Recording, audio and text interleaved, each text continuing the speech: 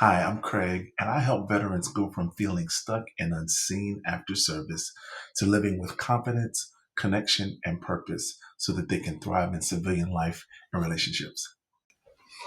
Hey, vets and families, welcome to Royal Rock, where we help you reclaim your purpose, strengthen your relationships, and live royally and live well. Today, we're talking about one of the most important steps in your VA disability claim. We're talking about the compensation and pension exam, or C&P exam, which it's known for short.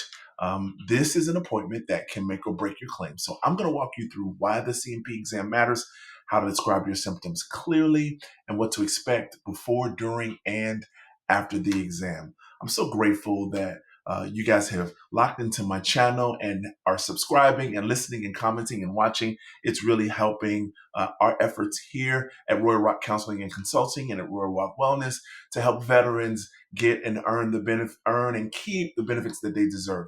So I'm so grateful. If you like what we are doing, pass it on to friends, like, subscribe, comment on these videos, so we can get the word out to get the veterans the benefits that they deserve. And also, I want to let you know that in every video, I've got about 14 free claim strategy guides and playbooks that you can download. If you put the keyword in the description of the video or in the comment box of the video, I'll be happy to provide a link for whatever PDF claim strategy guides or playbooks that you need. I've got everything from filing a claim over 55 years old, starting your claim.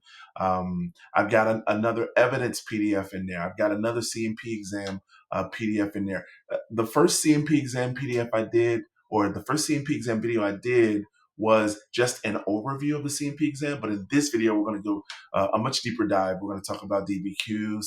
We're going to talk about how you can build and prepare for your C&P exam from the DBQs. And so, got a lot of exciting stuff coming from the channel. But if you need any of those PDF guides in every video, I'll have them available for you. So if you want to walk in confidence, you want to step into that C&P exam with confidence and not confusion, this video is for you. So without further ado, let's get started. So let's first identify what is a C&P exam. I know we've got a lot of information online. There are a lot of people who are talking about C&P exams and how to prepare for them. On this channel, what we always try to do is we always try to define what something is before we do a deep dive and delve into the actual aspect of the element of the VA claims process. So what is a C&P exam? Let's define it in very quick, down and dirty layman's terms. It's a compensation and pension exam. That's what C&P stands for. It's scheduled by the VA to determine if your disability is service connected and to assess the severity for rating purposes.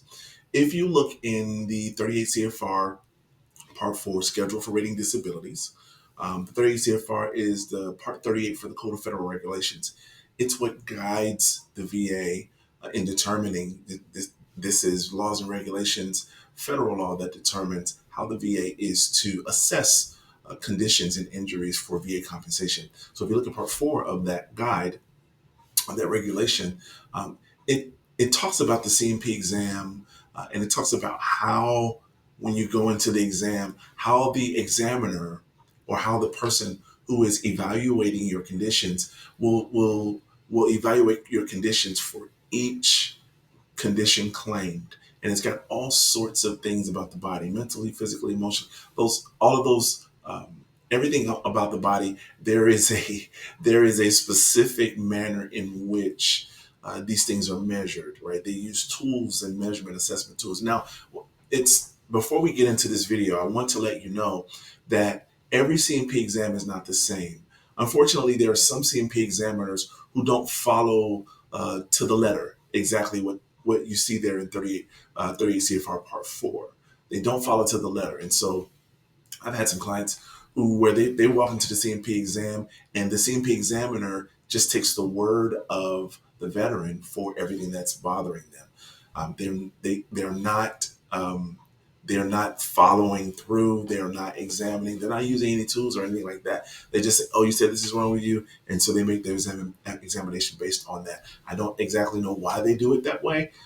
It may just be that C&P examiner is doesn't have time to do a full and comprehensive examination for that veteran for the things that they've claimed, but that's what they're supposed to do.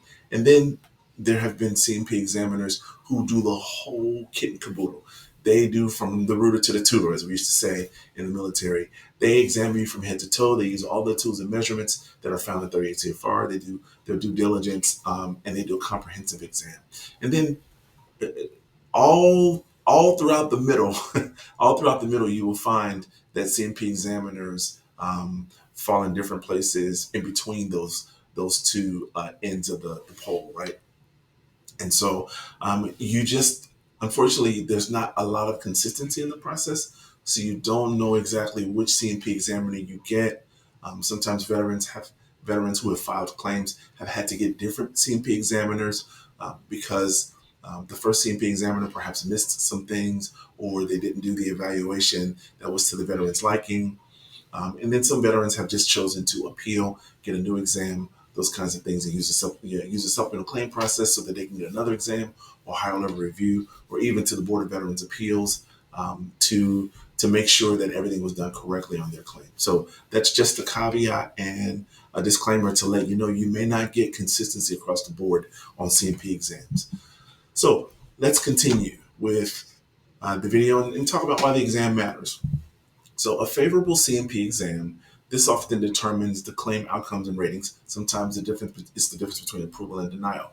How you show up at that C&P exam, how you present, how the veteran talks about their concerns, talks about their conditions. This is why on this channel, we talk a lot about different ways to express what's happening in your mental, physical, emotional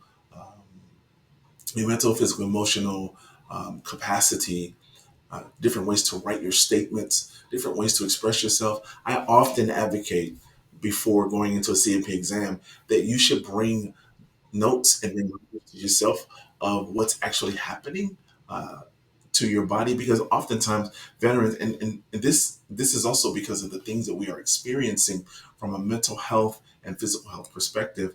It's difficult for us to remember exactly the specifics and the details of what happened in our condition. So if you have a guide like an index card or a condition list or something in your hand, even your medical record, if you're able to have that, or something on your phone, just to remind you of what your complaints are. I often advocate that for my clients, and I will advocate that for you because a C&P exam is really important in determining the outcome of your claim. So when is it required and when is it not required to do a C&P exam? Now, one of the things we have to understand is that examinations include C&P exams plus hospital observation when required by the VA. VA exam is required if medical evidence is not adequate for rating purposes. It applies to original, increase, and supplemental claims. And private or government reports may be accepted if adequate for rating. No extra exam is needed in these cases. Private physician statements can be accepted if they meet rating standards. POW protections, benefits cannot be denied without offering a full VA physical exam. What that means is for folks who have POW, for folks who have POW, who are in POWs, that means that they have certain protections under for VA benefits. They cannot be denied benefits without offering them a full VA physical exam, and that's covered more in the regulations that we're going to go over in 38 CFR. So speaking of that, let's talk about 38 CFR 3.326 examinations. For the purposes of this section, the term examination includes periods of hospital observation required by the VA. Where there is a claim for disability compensation or pension, but medical evidence accompanying the claim is not adequate for rating purposes, a Department of Veterans Affairs examination will be authorized. This paragraph applies to original and supplemental claims, as well as claims for increase submitted by veterans, surviving spouse, parent, or child. And then, provided that it's otherwise adequate for rating purposes, you can use any hospital report, the regulation says, or any examination report from any government or private institution. All those things can be accepted for rating a claim without further examination. And then it talks about the prisoner of war piece there in the regulation. Now, provided that it is otherwise adequate for rating purposes, a statement from a private physician may be accepted for rating a claim without further examination. Really important to understand that. So let's talk a little bit more about the purpose of a C&P exam, because I know you hear a lot of information online about preparing for your C&P exam, and you got to go in there with a specific type of strategy, and I do believe that that's true in some cases. But what is the reason why people do see why the VA does C&P exams? It's used to confirm service connection, diagnose current disability, and evaluate severity using DBQ style exams. Remember, anybody who's using a DBQ style exam can do a C&P exam for you. Private medical treatment facilities can do this. The VA can also do this in treatment style fashion, in DBQ style fashion, because what they're doing is they're doing service connection. Look at the order there: service connection, diagnose current disability, and then evaluating severity using DBQ style exams. You see the chain, sort of the thread of this in everything. Service connection, current disability, and continuity of symptoms is going to be something that you see all throughout my videos. Anybody who's a credible VA claims expert or content creator, you're going to see that in their videos. And you're going to see that as a thread throughout everything you do with regard to your VA claims process. So it's important to understand those three things. A three-legged stool of successful VA claim evaluation always contains those things. And so that's the purpose of a C&P exam. What do we expect during the exam? And this is where everything gets all foggy and hazy for veterans, because they're like, veterans think there's some sort of secret sauce when you go into the C&P exam. They think they got to go in there and start limping and coughing and doing all this kind of stuff. You don't have to do anything like that, right? Go in there, tell the truth, be honest, be current, accurate, and complete with everything that's happening to you. Be clear about what your diagnosis is, and you should be fine in your C&P exam. Your provider may be a VA employee or contractor. The exam follows DBQ guidelines and may include a physical assessment or file review. Now, I want to get into some of these other the aspects of the DBQ, to kind of give you an idea of what things are going to look like when you actually go to the C&P exam, because the veteran needs to understand how the DBQ looks or what's in the DBQ, so that they can be familiar with how the examiner is examining them, whether that's a C&P examiner that's contracted by the VA, somebody from the VA, or whether that's evidence that is being collected on behalf of the veteran for filing a claim from even a private medical facility. All right, we're going to go over DBQs and kind of how they look. Here's a quick look. Again, a separate video on DBQs is forthcoming. I just want to give you a quick look on what a DBQ looks like so that you as a veteran can be familiar with this. So let's take a peek. The first part of the DBQ is just going to be basic information. It's going to talk about your name, your SSN, the date of the examination. Make sure that everybody fills out this, whoever's examining you fills out this information correctly. You can also request a copy of your C&P exams as well. And we'll cover that in another video as far as requesting copies of the exams, and ensuring that you know and understand what went into the decision that was made on your claim. But this is the first part of the DBQ. Second part is evidence review, and you'll see the flow of how things are going, right?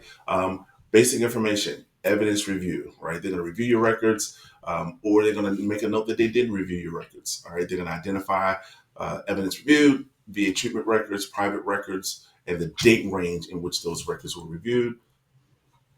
And then there's a diagnosis section, and you're going to see some commonalities here. Do you see the trend here? Do you see the pattern here? Evidence, then diagnosis. And this is just information on diabetes mellitus. I won't go further into it, but this is the section where the examiner actually lists the diagnosis that they find either in the file review or something that they see in real time as you are being examined by the examiner. It's got spaces on there for official diagnosis, impaired fasting, free glucose. This is for the diabetes situation because we know we have the sugar aspect as well. Diagnosis 1, 2, and 3, and then any other additional diagnosis. All of this is going to be documentation, and it can be used as evidence to buttress and substantiate your claim. Now there's a DBQ quick look. That's just going to be your medical history. This is the first part of medical history. Again, this is just an extension of your record, an extension of the list of your conditions that the examiner is going to be doing.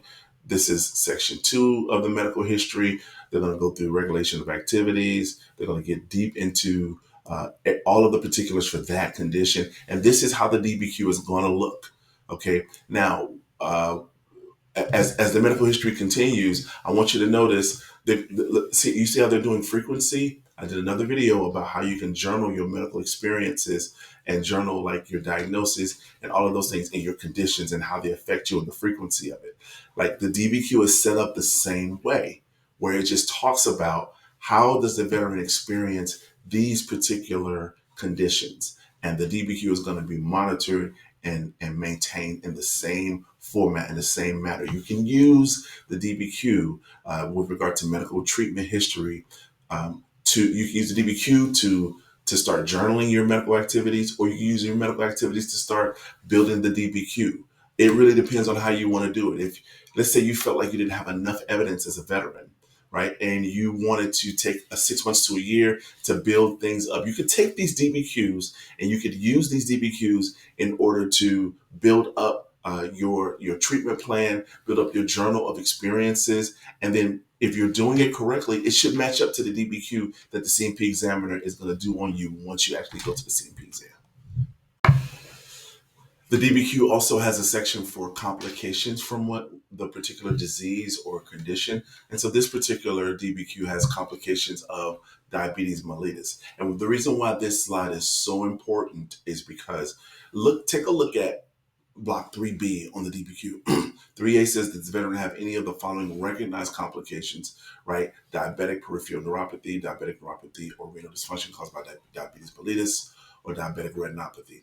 3B lists all of these conditions, vets and families, all of these conditions that are that flow from having diabetes mellitus. And it asks the question, does the veteran have any of the following conditions that are at least as likely as not? Likelihood is at least approximately balanced or nearly equal, if not higher, due to diabetes mellitus. At least as likely as not. Think about this. At least as likely as not, as a threshold before, as not having been caused by diabetes mellitus. Do you know what a complication is? A complication is a secondary condition, right? And so on the DBQ, you here have secondary conditions, right? What are they with regard to this for diabetes mellitus? It's erectile dysfunction. For females, it's female sexual arousal disorder, cardiac conditions, hypertension, peripheral vascular disease, stroke, skin conditions, eye conditions, and it even has a spot there for other complications. Listen, the reason this is so important is because you hear all these things about secondary conditions, and some people have lists of secondary conditions, and like, oh, it's always a guessing game. Can I file this secondary to this, secondary to this, secondary to this? Watch this. Get a DBQ.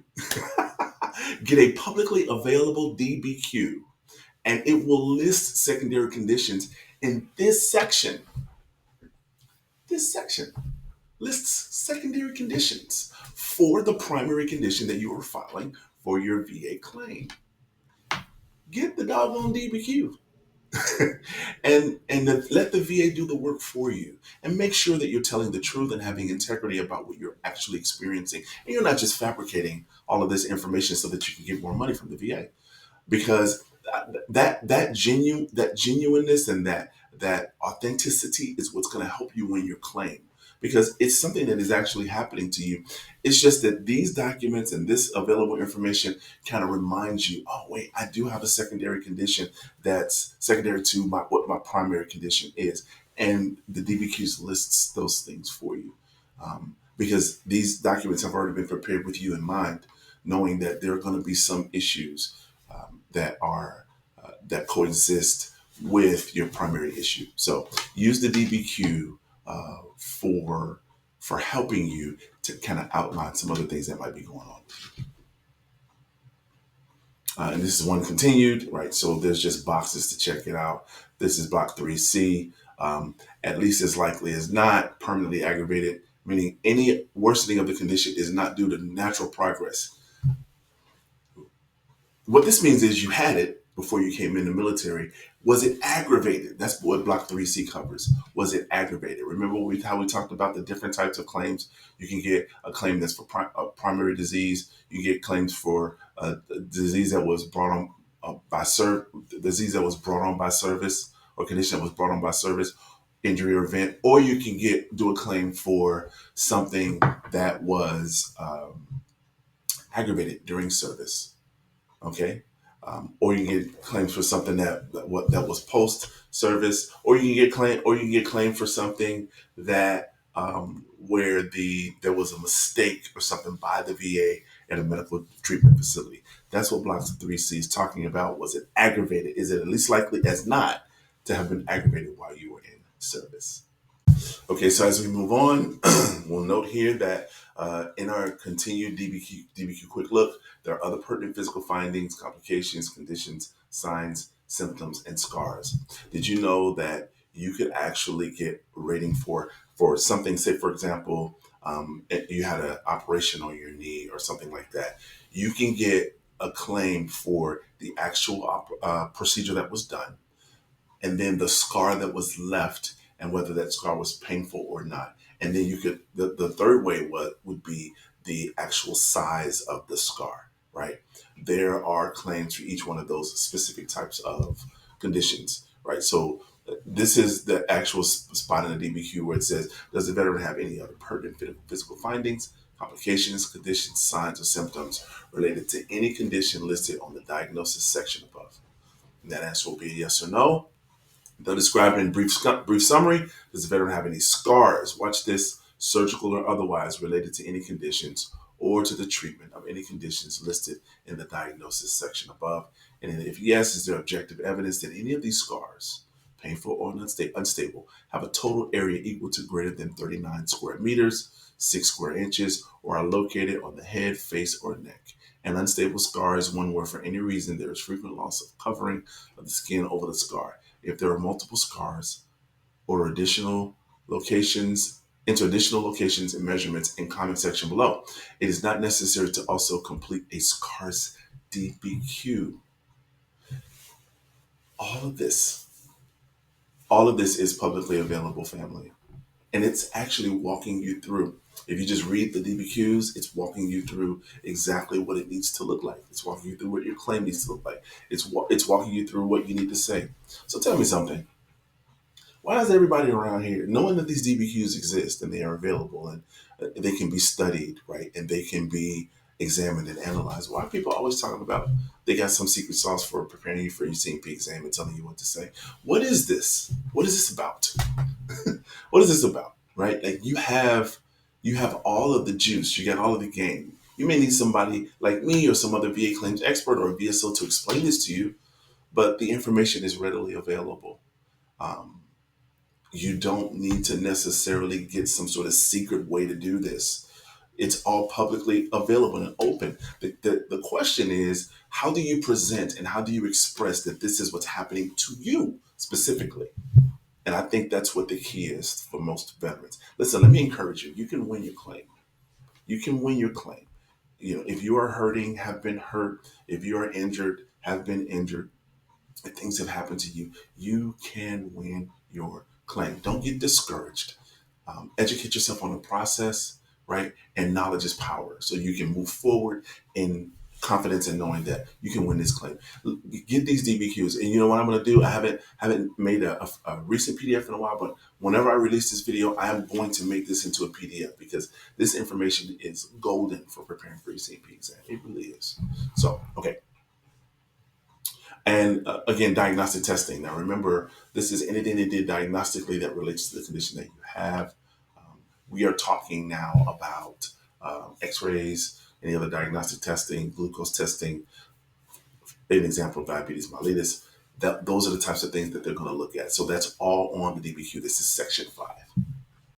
Okay, family, so I'm going to spend a little bit more time here because guess what we're talking about in the next slide? We're talking about functional impact. And the important thing and the interesting thing is functional impact is also on the DBQ. It's actually tied to 38 CFR Part 4, where it actually discusses functional impact Okay, so and how like the functional impact statement should be. And in the video in the series that I did on how to write the 7 different ways that you can write budding lay statements, I talked about specifically how to structure your personal lay statement for functional impact, right? So go check that out. It's on my channel. I did it's a whole 7-part series. It's free. You can check it out. There are PDFs that are associated with it as well. So let's take a look at it. Functional impact. This is provide the impact of only the diagnosed condition, on this DBQ. Each DBQ, so one condition per DBQ, one functional impact per DBQ. Um, Without consideration of the impact of other medical conditions or factors such as age. Regardless of the veteran's current employment status, this is part 6A, block 6A. Do the conditions listed in the diagnosis section impact higher ability to perform any type of occupational tasks, such as standing, walking, lifting, sitting, etc.? I'm going to read that again. Regardless of the veteran's current employment status, because we're talking TDUI as well, do the conditions listed in the diagnosis section impact his or her ability to perform any type of occupational task, such as standing, walking, lifting, sitting, without regard to their current employment status? So, meaning not anything having to do with their work. Do they have problems doing this because of the condition? Okay, that's the question that this is asking. And it says yes or no. If yes, describe the functional impact of each condition, providing one or more examples. Imagine if you walked into the C&P examiner's office and you already had a copy of your statement, or you already had a journal of your condition, the condition list of functional impact. Imagine if you walked into the C&P examiner's office like that, and let's say they asked you this question. Let's say they said, "Hey, veteran, how does your condition that you're claiming affect your activities of daily living?" And you could respond by saying, "Hey, sometimes it's hard for me to remember, so I like to write things down. Let me pull out my journal real quick, and I'll talk to you about how this affects me during the day." And you're going to read your statement either from your phone, or you're going to read your statement from your journal, your paper journal that you have. And you know what that examiner is going to do? They're going to start writing notes, and they're going to write it right in this block, right? And veteran reports, patient reports that this is how they have been functionally impacted because of the injury or event, and this is how it relates to service. They are no longer able to bend, sit.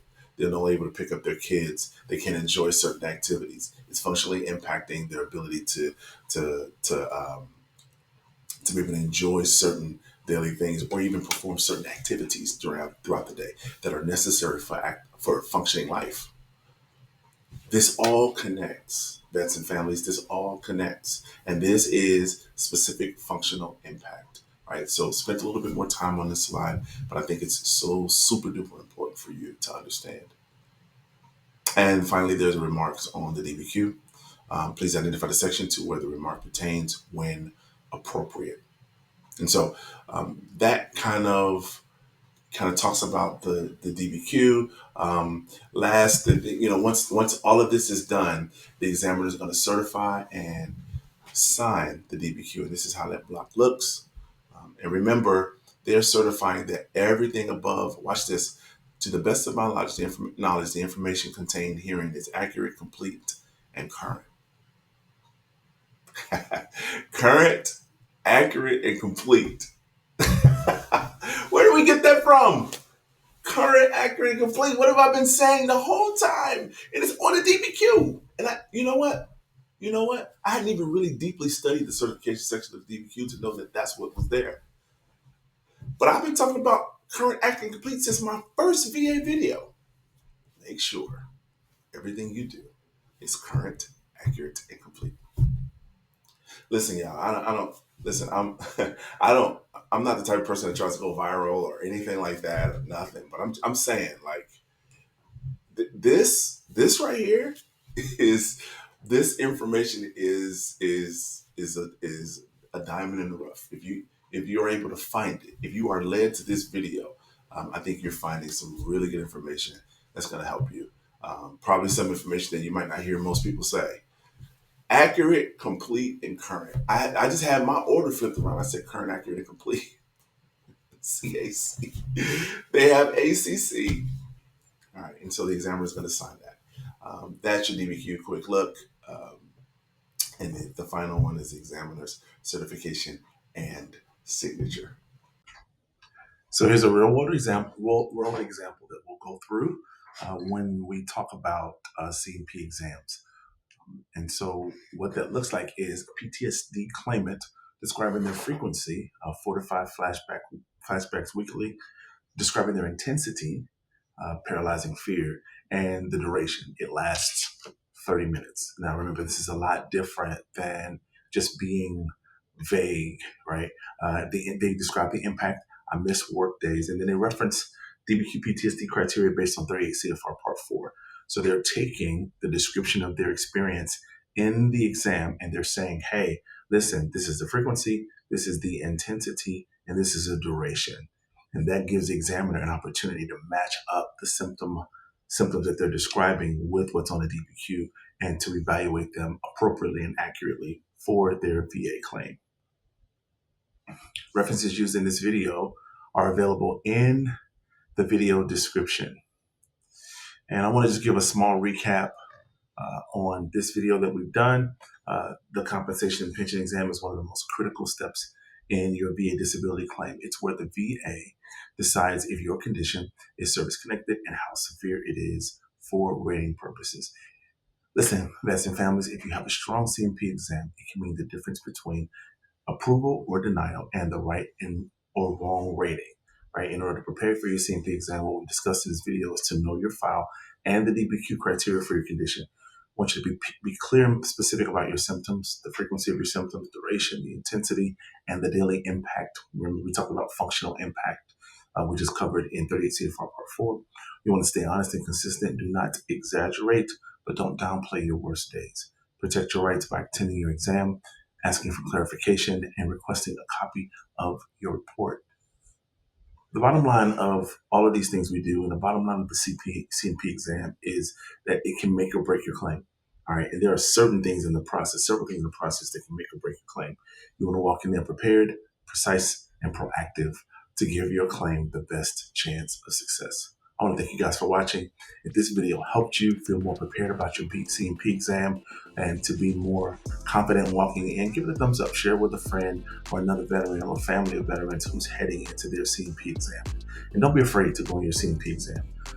It is your opportunity to tell the examiner exactly what's going on with you, exactly what happened to you, and the conditions that you're experiencing, whether that be painful conditions, mental, physical, emotional conditions, so that you can win a favorable claim.